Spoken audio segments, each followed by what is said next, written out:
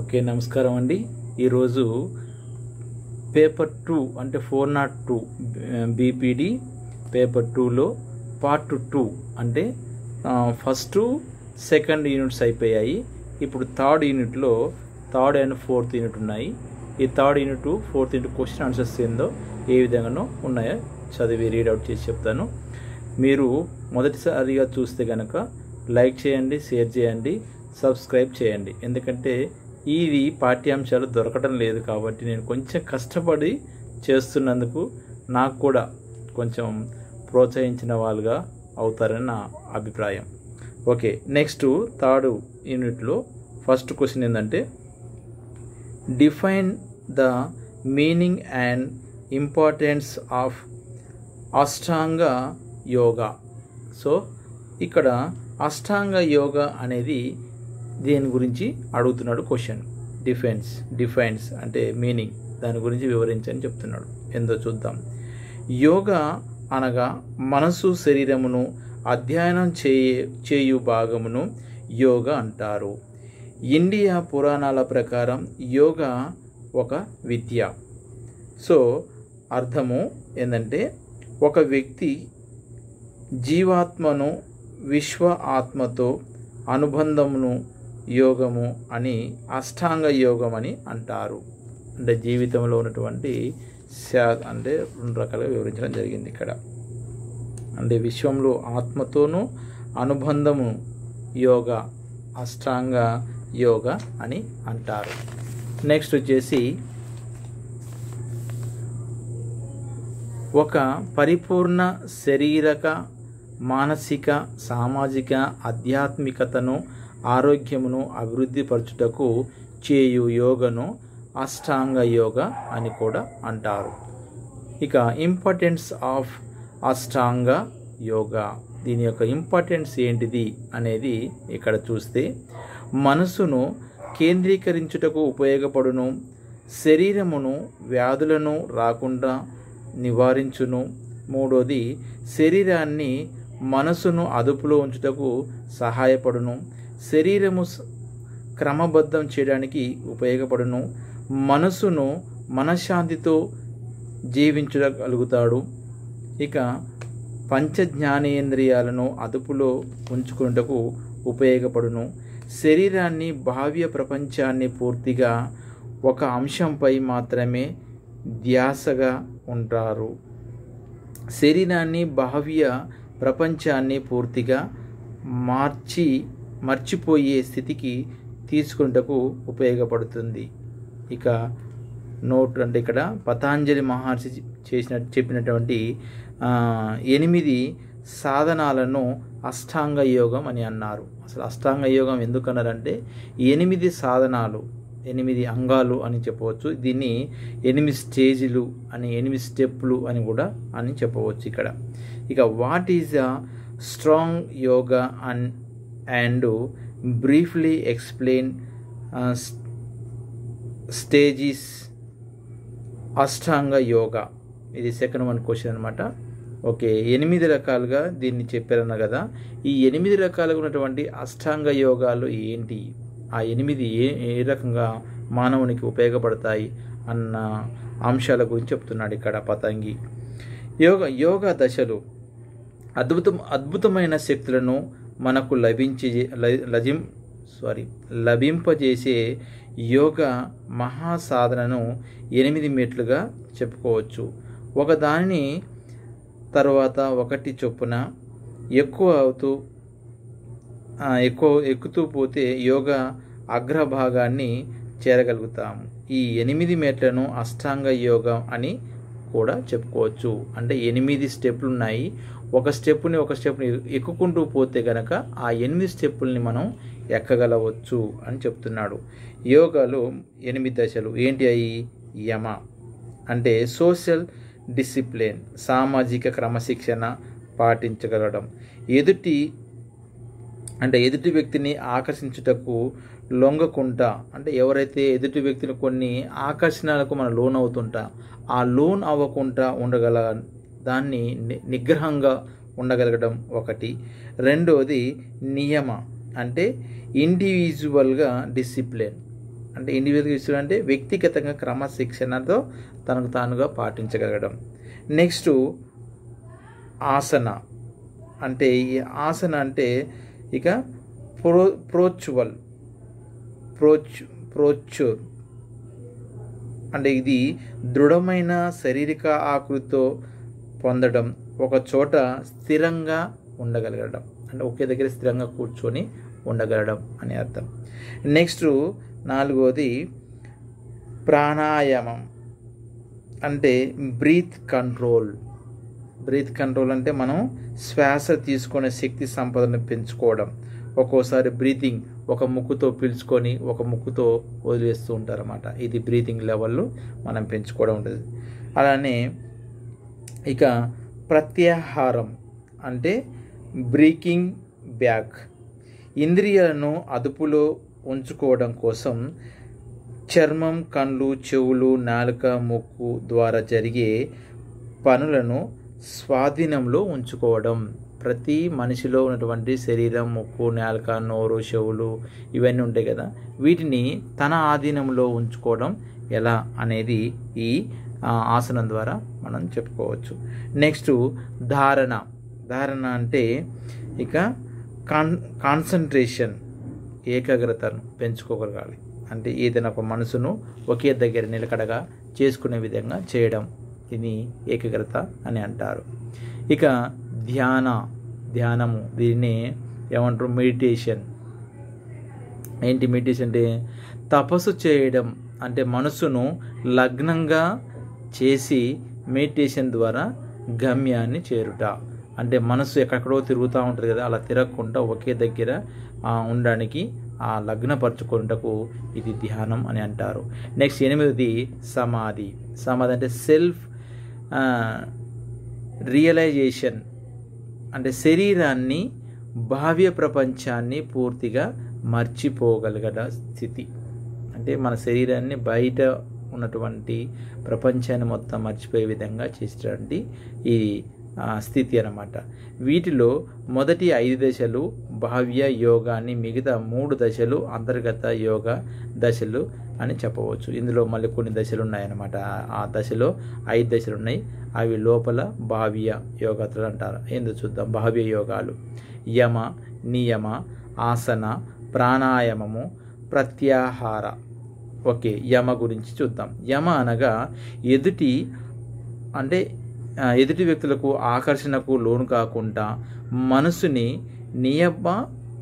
నియమబద్ధ జీవితం ద్వారా నిగ్రహించడం.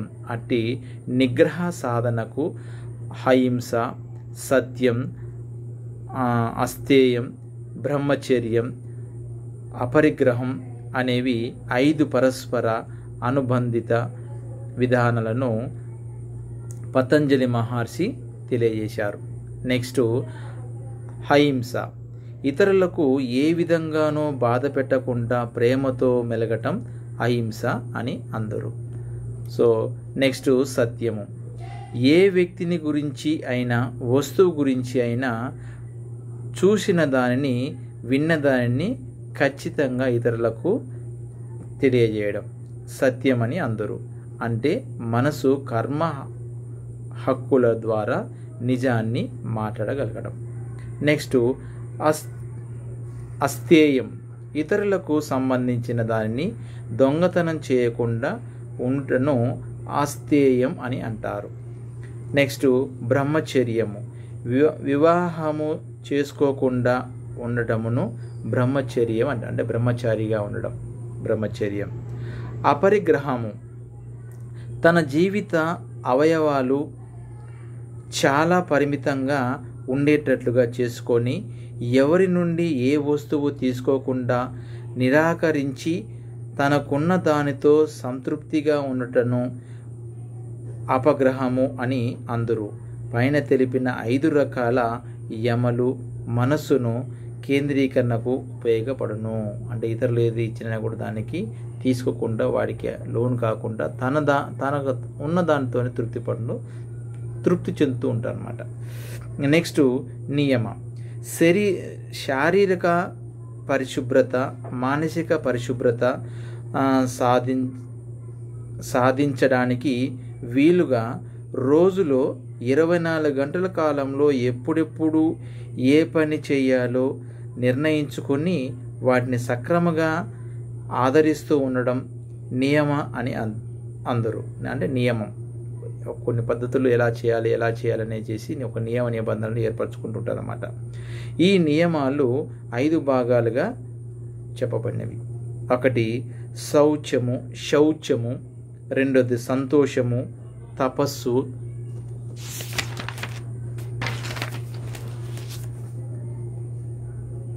స్వాధ్యాయము, ప్రణిధానము.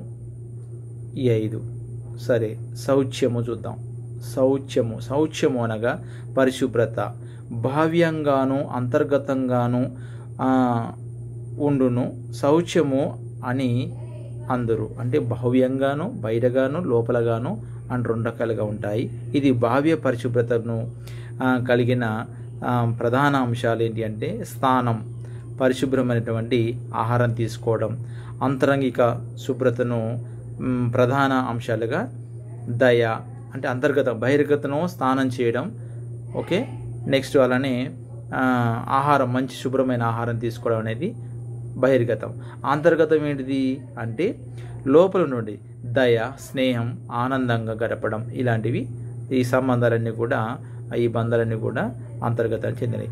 నెక్స్ట్ సంతోషము, ఉన్నదానితో తృప్తి పడ్డాన్ని, దానివల్ల కోరికతో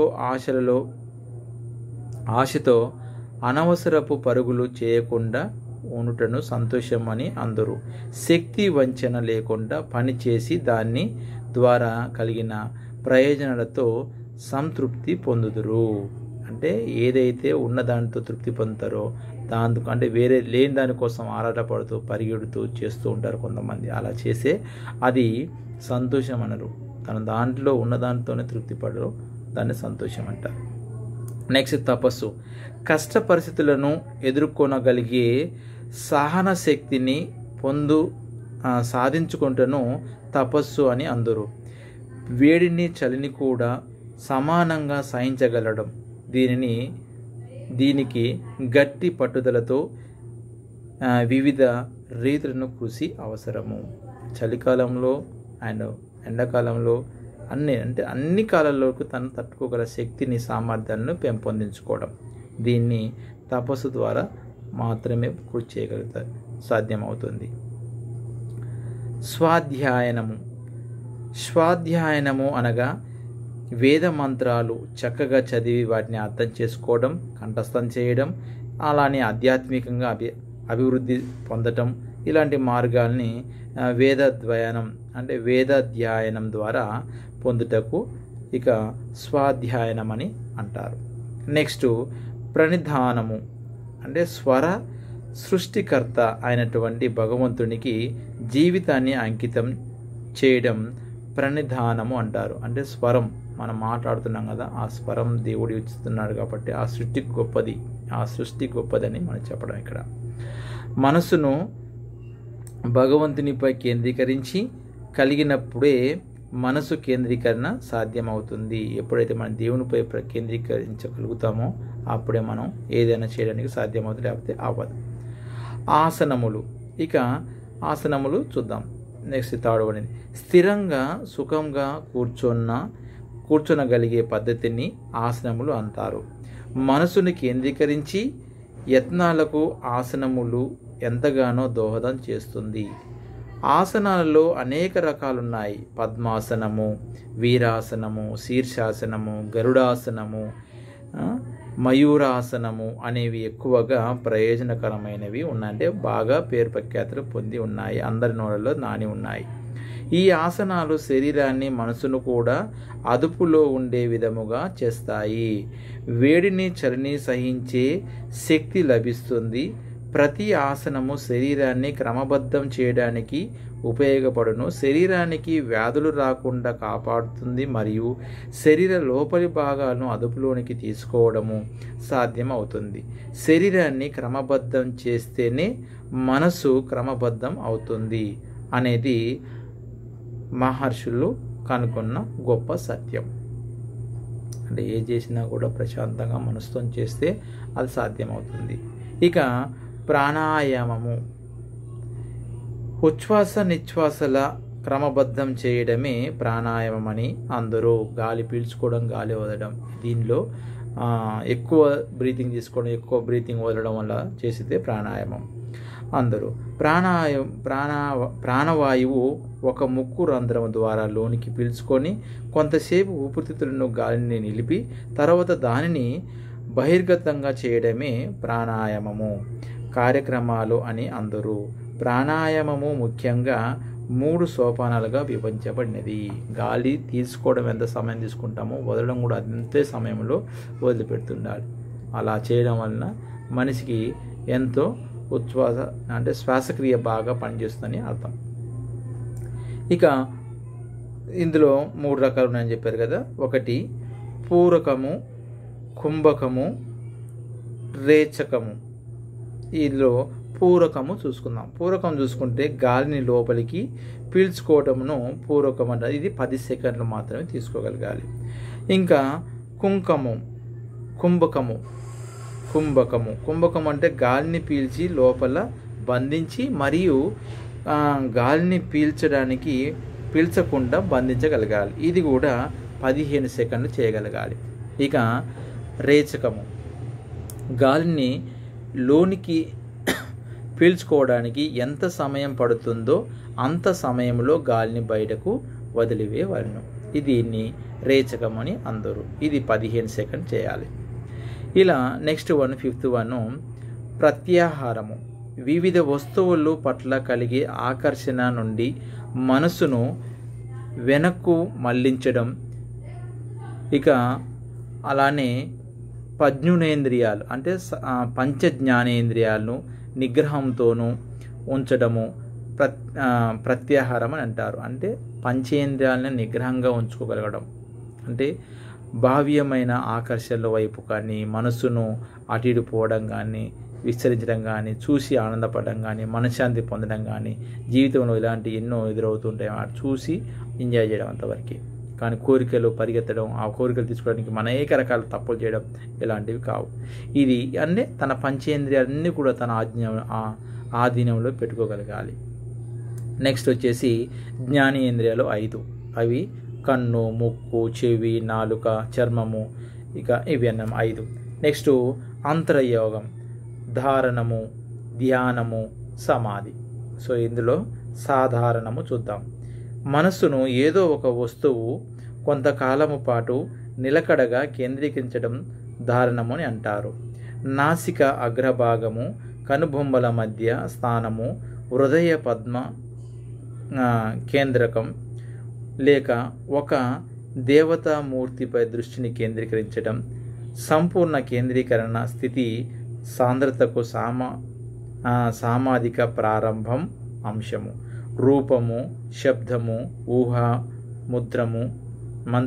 ఊహామంత్రము మొదలగు వాటిపై కొద్దిసేపు దృష్టి పెట్టడం అంటే నిలపడం అన్నమాట. ఇవి ఈ ధారణం అని అంటారు.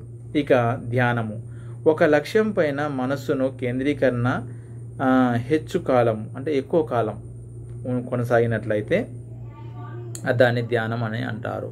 మొదట్లో వస్తువులు కొంత భాగాన్ని గురించి జరిగే పరిశీలన క్రమంగా వస్తువు అంతటా విస్తరించడం. దీని ద్వారా ఏ వస్తువు గురించి అయినా పరిపూర్ణ జ్ఞానము కలుగుతుంది. ధ్యానము వలన సమాధి పొందుటకు వీలు అవుతుంది. అంటే జ్ఞానం ఏ వస్తువు అయితే మనం చేస్తుంటామో దానిపైన ధ్యానం పెట్టగలిగితే అది పరిపూర్ణంగా పొందుతుందని చెప్పవచ్చు. సో నెక్స్ట్ సమాధి అంటే ఏంటిది మరి? మనసు ఏదో ఒక లక్ష్యం పైన ఏకాగ్రత ఉండేటట్లు చేయడం ద్వారా శరీరాన్ని, బాహ్య ప్రపంచాన్ని పూర్తిగా మర్చిపోయి స్థితిని సమాధి అని అందరూ. దీనిలో ఒక లక్ష్యము తప్ప వేరేది కానరాని పరిస్థితి. ఇది యోగ మహాసౌధాన్ని అధిరోహించడంలో చివరి మెట్టు. 8 అంశాలలో ఆఖరిది ఇది. ఈ స్థితిలో తన లక్ష్యంలో విలీనం అయిపోవడం జరుగుతుంది. తనకు తన లక్ష్యానికి మధ్య ఏ మాత్రం దూరం లేకుండా రెండు ఒకటిగా విలీనం అయిపోయేదే సమాధి స్థితి. భక్తుని భగవంతునికి దర్శించడం అనే స్థితి ఉండడం, భక్తుడు భగవంతునితో కలిసిపోవడం సమాధి అని అందరు. ఓకే, నెక్స్ట్ క్వశ్చన్ వచ్చేసి explain the variation shatkriyas and its benefits. అంటే ఇది 4th యూనిట్లో ఉన్నటువంటి ఫస్ట్ క్వశ్చన్. అంటే explain the variation shatkriyas and its benefits. ఈ షట్క్రియాస్ యొక్క అంటే షట్క్రియాస్ అంటే 8 రకాలైనటువంటి క్రియలు. ఈ 8 రకాల క్రియలు ఏంటివి, మరి ఇది ఏ రకంగా బెనిఫిట్ అంటే మనకి ఉపయోగపడుతుంటాయి అనే దాని గురించి. షట్క్రియలు అనగా శరీరమును పరిశుభ్రం చేసే శరీర అవయవములను సమాన స్థితిలో ఉంచుటను షట్క్రియలు అని అంటారు. వీటిని 6 రకములుగా వర్గీకరించబడినవి. ఇవి శరీర అవయవములను సమాన స్థితిలో ఉంచుటను ఇవి గొప్ప వైవిధ్య విలువలతో కూడి ఉన్నవి.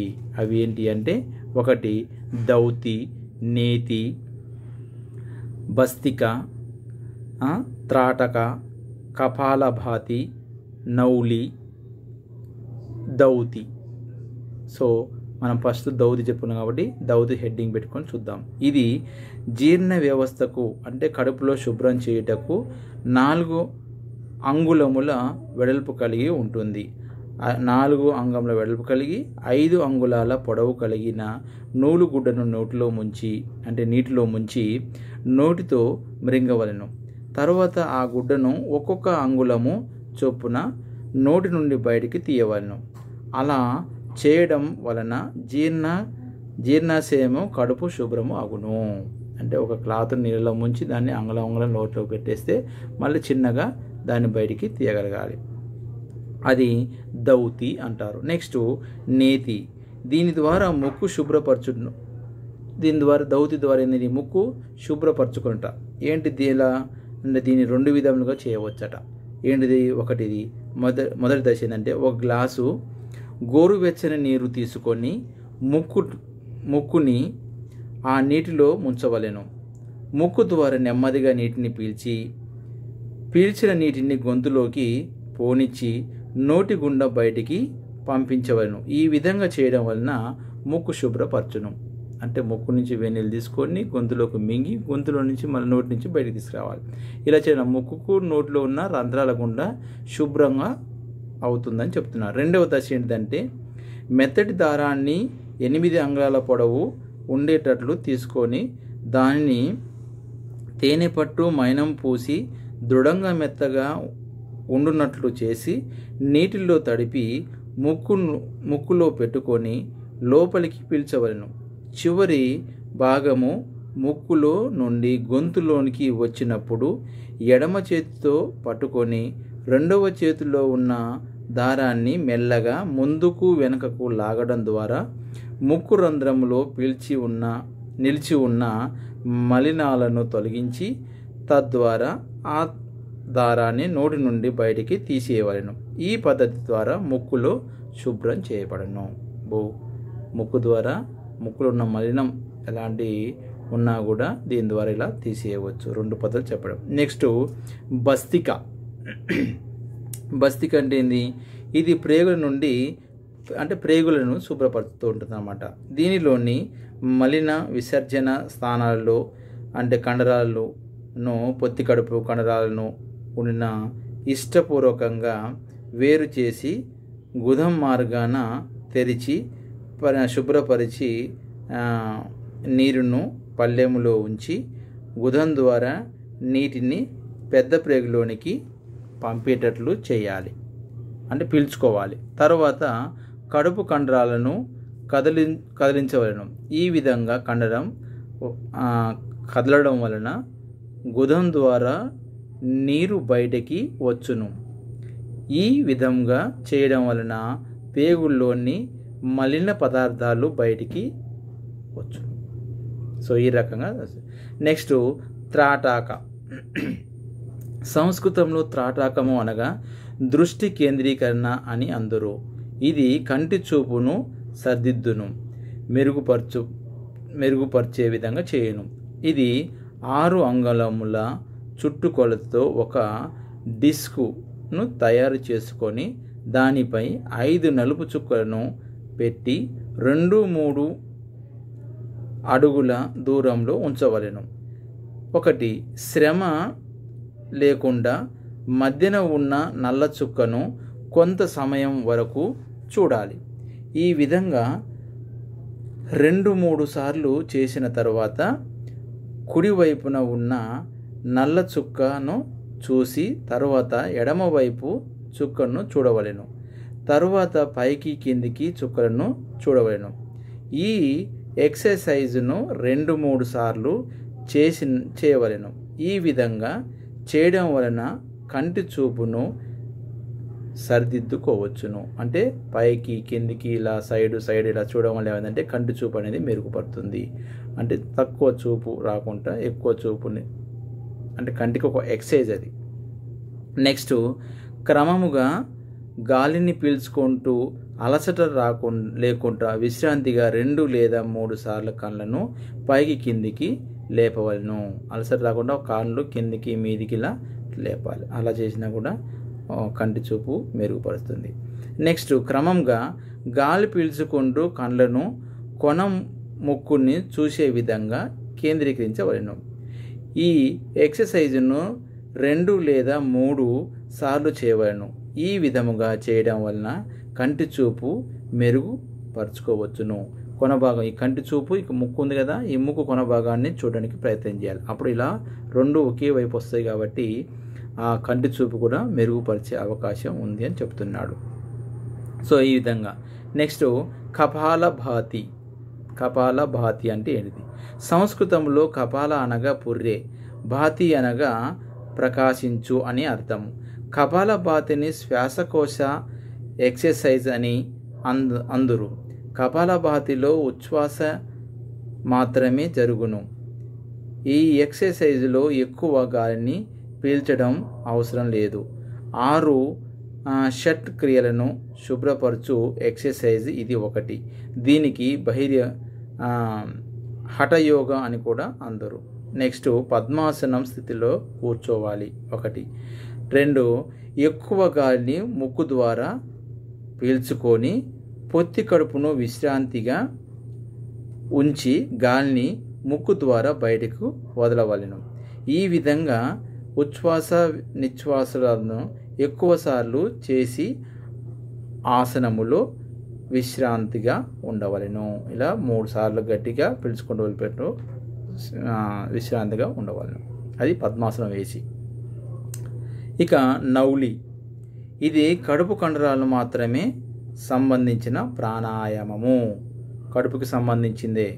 1 కాళ్ళను ముందుకు చాచి మోకాళ్ళను వంచి చేతులను మోకాళ్ళపై ఉంచవలెను. 2 పూర్తిగా గాలిని పీల్చి బయటకు వదలవలెను.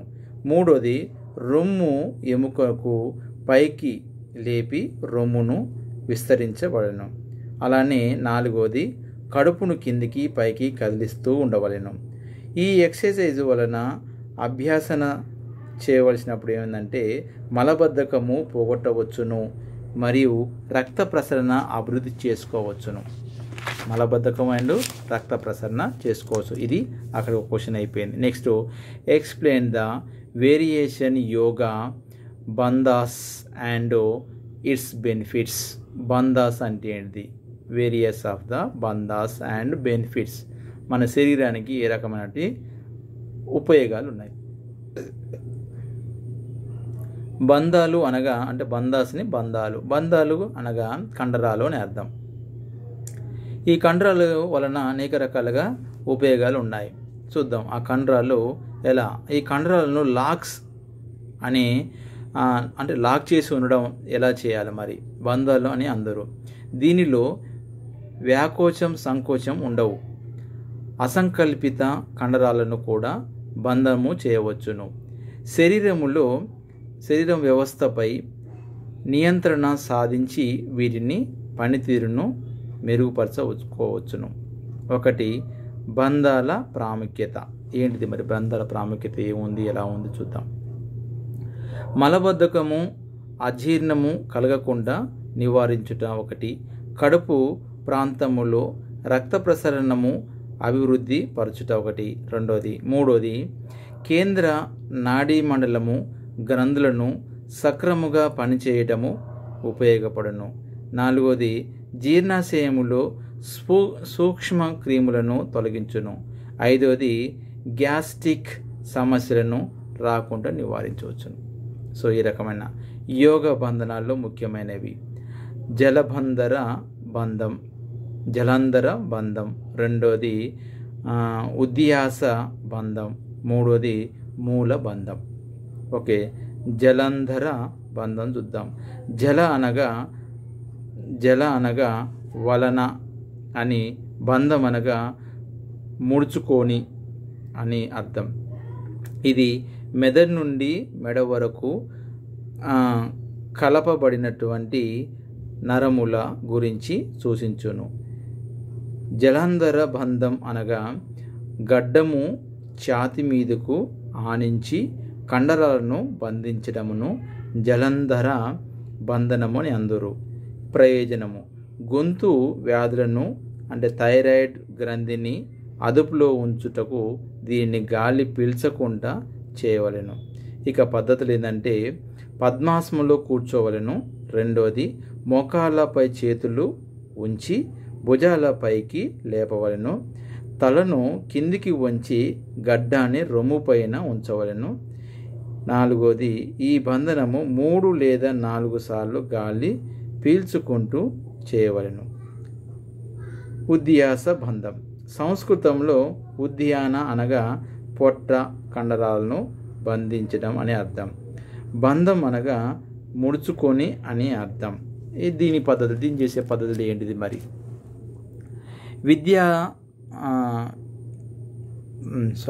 పద్మాసనంలో కూర్చొని చేతులను మోకాళ్ళపై ఉంచి పూర్తిగా గాలిని పీల్చి గాలిని బయటకు వదిలివేయడం. 2. ప్రక్కటెముకలు పైకి లేపి గాలి లోపలికి పోకుండా రొమ్మును విస్తరింప చేయవలెను. 3. కడుపులోని గాలి బయటికి పంపి చేతులను మోకాళ్ళపై నుండి తీసివేసి పద్మాసనం స్థితికి రావలెను.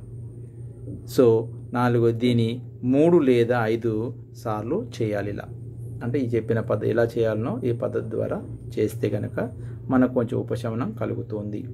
నెక్స్ట్ ప్రయోజనాలు. మరి ఇలా చేయడం వల్ల ప్రయోజనాలు ఏంటి మరి? ఈ బంధనం జీర్ణక్రియను ఉత్తేజపరుస్తుంది, మలబద్ధకము పోతుంది. ఇలా వ్యాధిగ్రస్తుల నుంచి మనం ఉపశమనం పొందవచ్చు. నెక్స్ట్ 3. మూల బంధం. సంస్కృతంలో మూల అనగా మొదలు లేదా స్థానం అని అర్థం. మూల బంధం అనగా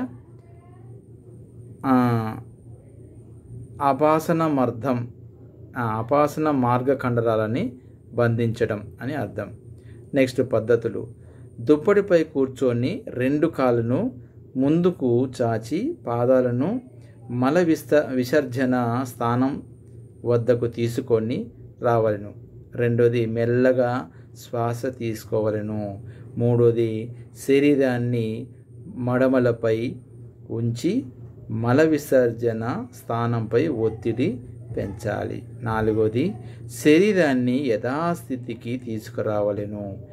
ప్రయోజనం ఏంటంటే మలమూత్ర విసర్జన అనేది వ్యవస్థ సక్రమంగా పనిచేస్తూ ఉంది అని చెప్పవచ్చు. నెక్స్ట్ క్వశ్చన్ వచ్చేసి explain the variation yoga mudras and its benefits. Mudras అంటే ఏంటిది? ఈ ముద్రాస్ వల్ల బెనిఫిట్స్ ఏంటి అనేది ఇప్పుడు చూద్దాం. యోగా ముద్రాలన్నీ కూర్చొని అభ్యసించుకొనవచ్చును. ముద్ర అనగా చిహ్నము అని అర్థము. ఇది వ్యాకోస సంకోచాలను కలిగి ఉండవలను. ముద్ర అని అందరు. ముద్రలు ఆసనాల కన్నా ఎక్కువగా ఫలితాన్ని ఇస్తుంది. అంటే ఈ ముద్ర ఆసనాలు మనం ఎక్కువ వేసినట్టయితే వాటి వల్ల చాలా లాభాలు ఉంటాయని చెబుతున్నాడు. ఇక అర్హత కలిగిన ఆసనాలు నిపుణులు లేదా ఉపాధ్యాయుని పర్యవేక్షణలో వీటిని అభ్యసించవలెను. ఒకవేళ ఇవి మీ సొంతంగా అంటే మన సొంతంగా ఎక్కడ పడితే అక్కడ వేయకూడదు. ఎవరైతే ఉపాధ్యాయులు ఉంటారో ఆ ఉపాధ్యాయులు ఉన్న చోటనే మనం వాళ్ళ పర్యవేక్షణలో మాత్రమే ఈ ఆసనాలు వేయాలి. లేకపోతే మనం ప్రాణాలని అంటే అపాయానికి మా దగ్గరగా పోతూ ఉంటారన్నమాట. అలా చేయకూడదు. ఉపాధ్యాయుని మాత్రమే చేయాలి, ఉపాధ్యాయుడు ఉంటేనే చేయాలి. ఆరోగ్యమును కాపాడుకున్నటకు ఇవి ఉపయోగపడును. గ్రంథ సహిత ప్రకారము 26 ముద్రలు చెప్పడం జరిగింది. అయితే శివ సహితం ప్రకారం 11 అంటే మొత్తం 37 ముద్రలు ఉన్నాయి. అంటే 26 11 మొత్తం కలిసి 37 ఉన్నాయని, వీటిలో యోగ ముద్ర, చిన్మయ ముద్ర, అశ్విని ముద్ర, బ్రహ్మ ముద్ర చాలా ప్రాచుర్యంలో ఉన్నాయి. అంటే ఇప్పుడు చెప్పినవి మాత్రమే బాగా పేరుగాంచినవని చెప్పవచ్చు. యోగ ముద్రను చూద్దాం. పద్మాసనంలో కూర్చొని గాలిని పీల్చుకోవలెను. రెండోది, కాళ్ళు ముడుచుకొని ఒక చేతి మణికట్టు వేరే చేత్తో వీపు వెనక భాగమున అందించుకోవలెను. మూడోది, శ్వాసని వదులుతూ తల నుదురును నేలను తాకే విధంగా ముందుకు రావలేను. సో ఈ పద్ధతులు ఎలా చేస్తున్నారో ఆ పద్ధతి ద్వారానే చేస్తే దాని యొక్క ఫలితం అనేది ఉంటుందని చెప్పవచ్చు. నెక్స్ట్, తరువాత నిటారుగా స్థితికి రావలేను. పద్మాసనమును తీసివేయవలెను. అంటే నిదానంగా అయిపోయిన తర్వాత ఆ పద్మాసనాన్ని తీసివేయాలి. ఈ ముద్రన 3 లేదా 5 సార్లు చేయవలను. అంటే గమనిక, ఇందులో ఇంకోటి ఉన్నది. మళ్ళీ అందరు చేయొచ్చా చేయకూడదా అంటే అందులో కొంతమంది చేయకూడదు. ఎవరు ప్రసవించిన తర్వాత కండ్లు గుండె వ్యాధులు ఉన్న వారికి ఆపరేషన్ చేసిన కొన్ని రోజుల తర్వాత ఈ యోగా ముద్ర ఆచరణ చేయకూడదు. అంటే ఎవరైతే ప్రసవించినా కానీ లేకపోతే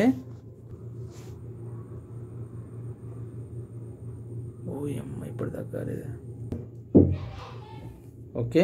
ఇప్పుడు చెప్పుకోబడింది explain the variation yoga mudras its benefits. Mudras అంటే దాని గురించి ఏ విధంగా మనకి బెనిఫిట్ అవుతుంది అనే దాని అంశం పైన చూద్దాం. ఇప్పుడు యోగా ముద్రలన్నీ కూర్చొని అభ్యసించవచ్చును. ముద్ర అనగా చిహ్నము అని అర్థము. ఇవి వ్యాకోచ సంకోచాలు కలిగి ఉన్నాయి. ఇక ముద్ర అని అందరూ ఈ ముద్ర ఆసనాల కన్నా ఎక్కువగా ఫలితం అనిపిస్తుంది అన్నమాట. అయితే అర్హత కలిగినటువంటి ఆసనాలు నిపుణులు లేదా ఉపాధ్యాయుల పరీక్షణ మాత్రమే చేయాలి. ఎవరైతే ఉపాధ్యాయులు ఉంటారో వాళ్ళ ముందర మాత్రమే ఈ ఆసనాలు చేయాలి. లేకపోతే చాలా ప్రమాదాలు కలిగే అవకాశం ఉంది. ఇక గ్రంథ సహిత ప్రకారంగా 26 ముద్రలు ఏర్పడడం జరిగింది. ఇవి శివ సహితం ప్రకారం 11 మొత్తం 37 ముద్రాసనాలు ఉన్నాయి. వీటిలో యోగ ముద్రల విస్మయం. అందులో ముఖ్యమైనవి చిన్మయ ముద్ర, అశ్విని ముద్ర, బ్రహ్మ ముద్ర ఇలా చాలా ప్రాచుర్యంలో కలిగి ఉన్నాయి. యోగ ముద్ర చూసుకుందాం. పద్మాసనంలో కూర్చొని గాలిని పీల్చుకోవలను. అలానే కళ్ళు మూసుకొని చేతిలో మణికట్టు వేరే చేతితో వీపు వెనకాల గమనించుకొని గట్టిగా పట్టుకోవాలి. నెక్స్ట్ మూడోది, శ్వాస వదులుతూ నుదురు నేలపై తాకే విధంగా ముందుకు రావాలను. ఇలా చేయడం వల్ల నెక్స్ట్ నాలుగోది, తర్వాత నిటారుక స్థితికి రావాలను. పద్మాసనము తీసివేయవలను. ఈ ముద్రన 3 లేక 5 సార్లు చేయవలను. సో ఈ విధంగా 3 సార్లు చేయవలను, 5 సార్లు, 3, 5 లేదా 5 సార్లు చేయవలను. గమనిక అంటే ఇవి మాత్రం ఎక్కువగా కళ్ళు ఆపరేషన్ అయిన వాళ్ళు కానీ ప్రసవించిన వాళ్ళు కానీ గుండె జబ్బులు ఉన్న వాళ్ళు మాత్రము కొన్ని రోజుల వరకు చేయకూడదు. ఇలా చేయడం వల్ల ఏమంటే ప్రమాదానికి గురయ్యే అవకాశం ఉంటుంది. నెక్స్ట్ ప్రయోజనాలు. ఇంకా జీర్ణ వ్యవస్థకు ప్రత్యుత్పత్తికి వ్యవస్థకు చాలా ఉపయోగపడుతుంది ఇది. నెక్స్ట్ చిన్మయ ముద్రణ. నేలపై వజ్రాసనం చేసుకొని లేదా పద్మాసనంలో కూర్చోవాలని. 2 చేతులు చూపుడు వేళ్ళు పట్టుకొని బొటన వేళ్ళను కలిసి ఉంగరపు ఆకారంలో పట్టుకొని తొడపైన పెట్టుకోవాలను. ఇక మిగతా 3 వేళ్లను అరచేతి వైపున తాకేటట్టుగా పట్టుకోవాలను. కళ్ళను మూసుకొని ముక్కు ద్వారా గాలిని పీల్చుకొని మరలా వదలవలను. ఈ విధంగా 3 నిమిషాలు చేయవలను. అలా చేస్తే ప్రయోజనం ఏంటి, మరి ఏంటి ఉపయోగం అంటే, గాలిని ఊపిరితిత్తులకు పీల్చుకోవటకు మరలా బయటకు వదలటం వలన ఈ ఊపిరితిత్తులు అనేది బాగా పనిచేస్తుంటాయి. జీర్ణ కోశాలు కూడా సమస్యలు ఏమైనా ఉన్నా కూడా అవి పోయే అవకాశం ఉంటాయి. మానవుని ఆయుష్ కూడా పెరిగే అవకాశం అధికంగా ఉన్నది. నెక్స్ట్ అశ్విని ముద్ర. ఇక సంస్కృతంలో అశ్విని అనగా గుర్రము. సో ఈ గుర్రం చిహ్నం అంటే ముద్ర అంటే చిహ్నం. సో ఈ పద్ధతులు ఏంటిది మరి? సంస్కృతం అంటే నేలపైన పద్మాసనం వేసుకోవాలి, నిటారుగా కూర్చోవాలి. 1 నిమిషము శ్వాస అంటే బాగా గట్టిగా గాలి పీల్చుకొని విశ్రాంతంగా కూర్చోగలగాలి. గాలిని పీల్చుకొని కొంతసేపు గాలిని లోపలికి ఉంచుకొని గాలి బయటికి వదలవాలి. అంటే గాలి పీల్చుకున్న తర్వాత కొద్దిసేపు లోపలనే ఉంచుకొని కొద్దిసేపు తర్వాత మళ్ళీ బయటికి వదిలేవాలి. ఇలా పురుషులైతే 5 సార్లు, స్త్రీలైతే 4 సార్లు చేయాలి. ప్రయోజనాలు ఏంటి మరి అంటే, శరీరంలోని బాహ్యంగా అంతర్గతంగా శక్తిని సమతుల్యతన స్థితిలో పెంచుకోవచ్చు. పిండోత్పత్తి, జీర్ణ వ్యవస్థను ఉత్తేజపరచవచ్చు. అలానే మలబద్ధకం ఏమన్నా కూడా దాన్ని పోగొట్టుకోవచ్చు. లైంగిక ఆరోగ్యాన్ని పెంపొందించుకోవచ్చు. ఇంకా నెక్స్ట్ బ్రహ్మముద్ర. బ్రహ్మ అనగా హిందువుల యొక్క దేవుడు, ముద్ర అంటే చిహ్నము. ఇక నేలపై వజ్రాసన స్థితిలో కూర్చోవలను. అలానే అన్ని వేళ్ళు అరచేతుల్లోకి ఇమిడి ఉండేటట్లుగా ముడుచుకోవలను. బొడ్డును తాకే విధంగా ఉంచవలను. అంటే ఏళ్ళు చేతులు ముడుచుకుంటాం కదా, దాన్ని బొడ్డుని తాకేటట్టుగా చూడవలను. అరచేతులు పైకి ఉండేటట్టుగా పెట్టుకోవలను. ఇక ప్రాణాయామము పాదములు చేయు విధానములుగా నియంత్రించవలను. అలానే ప్రయోజనాలు ఏంటంటే, అస్తమా వ్యాధిని నివారించుకోవచ్చు. ఇక స్పాండిలైటిస్తో బాధపడే వారికి కూడా ఇలాంటి ప్రయోజనాలు సమకూరుతాయి. ఓకే, థ్యాంక్ యూ అండి. ఇప్పటికీ 3rd, 4th యూనిట్ కంప్లీట్ అయిపోయాయి. మీకు నచ్చితే లైక్ కొట్టండి, షేర్ చేయండి. ఇంకేమైనా సలహాలు సూచనలు ఉంటే కనుక నాకు మెసేజ్ ద్వారా కామెంట్ పెట్టండి. ఓకే, దీన్ని సబ్స్క్రైబ్ చేయడం మాత్రం మర్చిపోదు. ఎందుకంటే మీ యొక్క సబ్స్క్రైబర్లనే నాకు ఇంకా వీడియోలు చేసే అవకాశం వస్తుందని నేను ఆశిస్తున్నాను. ఓకే అండి, నమస్కారం.